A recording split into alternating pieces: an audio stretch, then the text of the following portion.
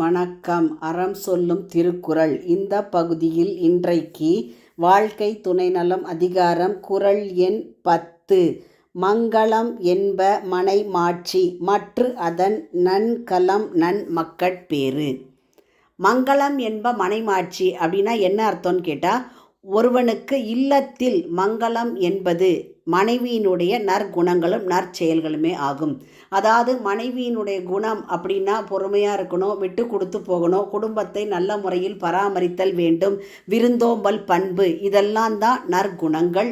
நல்ல செயல்கள், அறம் செய்தல், வீட்டிற்கு வரக்கூடிய விருந்தினரை முகமலர்ச்சியோடு வரவேற்று உபசரித்து அவங்களுக்கு சாப்பாடு கொடுத்து அன்பாக பேசுதல், இதெல்லாம் தான் அவளுடைய நல்ல செயல்கள். மற்று அதன் நன்கலம் நன்மக்கட்பேறு. அந்த மங்களத்திற்கு மேலும் அழகு சேர்ப்பது, அழகுக்கு மேலும் அழகு சேர்ப்பது எதுன்னு கேட்டால் நல்ல மக்களை பெறுவதே ஆகும். அப்போ ஒரு குடும்பத்தில் கணவனும் மனைவியும் இல்லற வாழ்க்கையை சிறப்பாக நடத்துவது மங்களமான ஒரு பெருமைக்குரிய விஷயம்.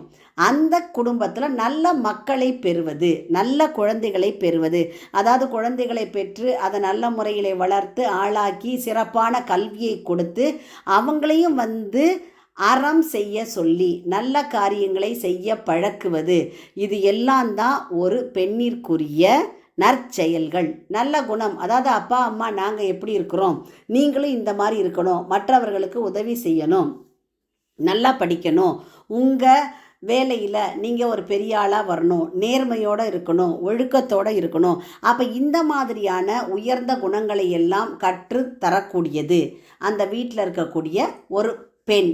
அப்போது ஒரு வீட்டிற்கு அழகு சேர்க்கக்கூடியது முதல்ல மனைவின்னு சொல்கிறார் வள்ளுவர் இல்லத்திற்கு. அதுக்கப்புறம் அந்த மனைவியினுடைய பெருமை குணம் இவற்றிற்கு ஏற்றவாறு நல்ல மக்களை பெறுவது மேலும் அந்த இல்லத்தை அழகு சேர்க்கும் என்கிறார் வள்ளுவர். குறள் எதை வலியுறுத்துதுன்னா, நல்ல மனைவியே இல்லறத்தின் மங்களம், நல்ல பிள்ளைகளை பெறுவது அதனினும் மேலான அணிகலன். மீண்டும் குறள். மங்களம் என்ப மனை மாட்சி மற்று அதன் நன்கலம் நன்மக்கட்பேறு.